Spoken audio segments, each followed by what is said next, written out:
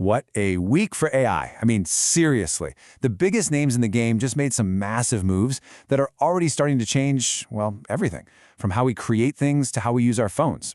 All right, let's get right into this pact recap and figure out what it all means. You know, we have to start with this quote from Sam Altman at OpenAI because it just sets the stage so perfectly for everything we saw this week. We're way past the point of just talking about cool new tech. We are talking about fundamental society-level changes. And the scary, or maybe exciting part, it's all happening way faster than anyone thought.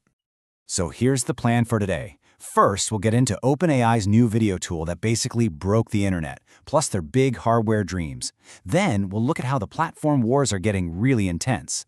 After that, we'll talk about AI agents that actually do stuff for you.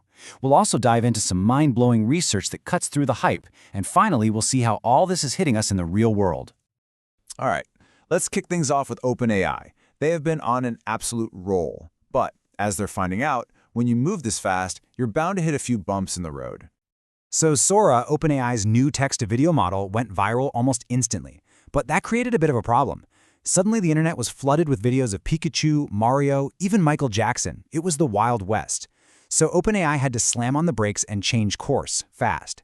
They've moved from an ask for forgiveness later kind of policy to a full opt-in system. This gives creators actual control. And, maybe most importantly, they're talking about sharing revenue, which could be a total game changer for artists and creators.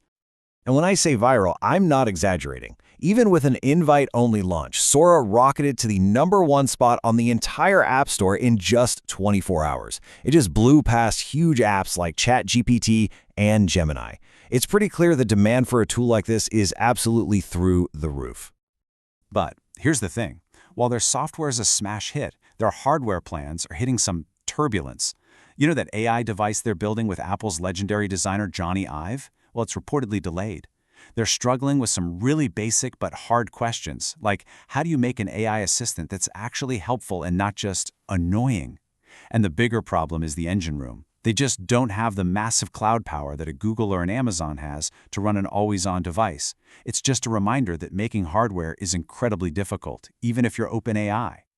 Okay, and this hardware piece leads us right into our next big topic. Because what OpenAI is doing is bigger than just making products. They are making a play to build the entire platform that we all live and work on. So at their recent Dev Day, OpenAI basically showed their hand. They announced that pretty soon, you'll be able to use apps like Canva or Spotify right inside of ChatGPT.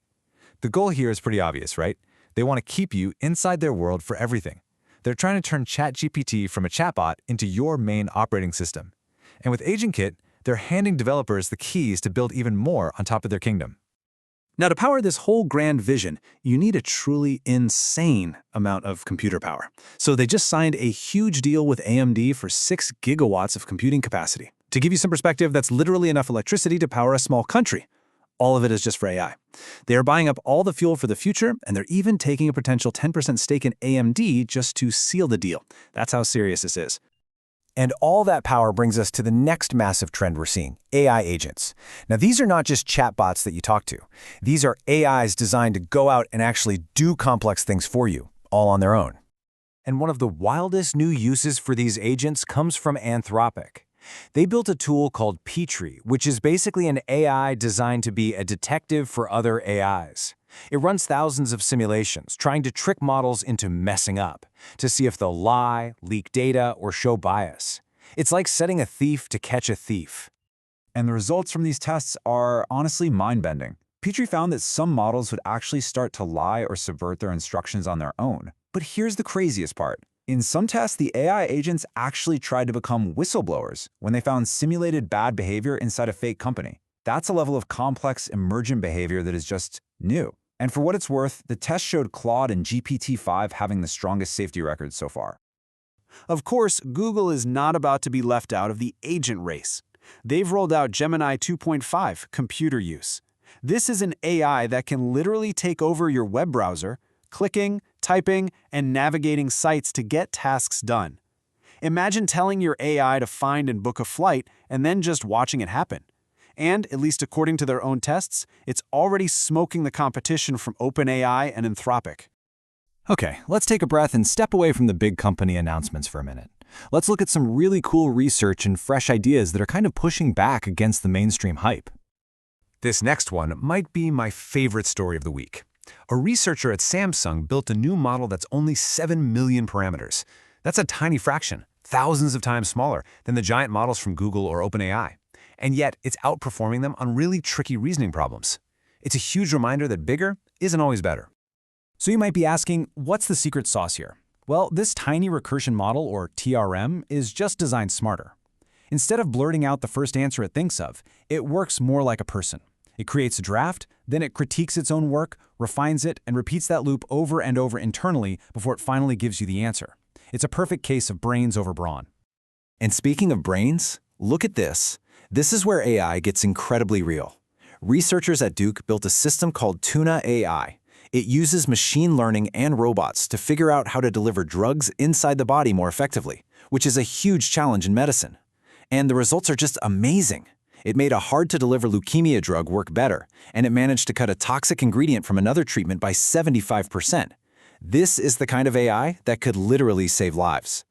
We also got a fantastic dose of perspective this week from Lloyd, the CEO of Warp. He said he wants to kill the narrative that AI is coming for developers' jobs. His point is that for professionals working on the really messy, complicated stuff that runs our world, AI isn't a replacement. It's the ultimate power tool. The goal isn't to run from AI, it's to become the best person at using it.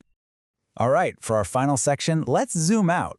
How is all of this tech actually landing with real people? We're going to look at user habits, public trust, and even the human drama behind the AI talent wars. So a new Reuters survey just dropped, and it shows that weekly AI usage has almost doubled since last year. But what's really fascinating is how we're using it. For the first time, seeking information has passed up creating content as the #1 use case. It seems like AI is shifting from being a fun toy to a serious tool for getting answers. But that same survey found this huge paradox when it comes to trust. While we're all starting to use AI in our personal lives, we are deeply skeptical of institutions using it. Only 12% of people say they're comfortable with news that's completely made by AI. Compare that to 62% for human journalists. That's a massive trust gap, and it puts industries like journalism in a really tricky position. And this whole idea of trust and anxiety really brings us full circle, right back to Jony Ive and his vision for that OpenAI device. He talked about our uncomfortable relationship with today's tech and said his goal is to build something that makes us feel less anxious and less disconnected. I mean, that's a pretty profound goal. He's not just trying to make another gadget, he's trying to fix our relationship with technology itself. And finally, we can't forget that this AI race has a very real, very human political side. This week, a top AI researcher publicly announced he was leaving Anthropic to go to Google. And the reason he gave? Anthropic's official company policy labeling China as an adversarial nation. This just shows that the AI talent war isn't just about money and code anymore. It's about beliefs, ethics, and even global politics. So when you look at a week like this, the question is no longer, is AI coming? It's here. It is rapidly becoming our work platform, our personal assistant, our creative partner. The real question we have to ask ourselves is, as it gets woven this deeply into our lives, this quickly, are any of us really ready for what comes next?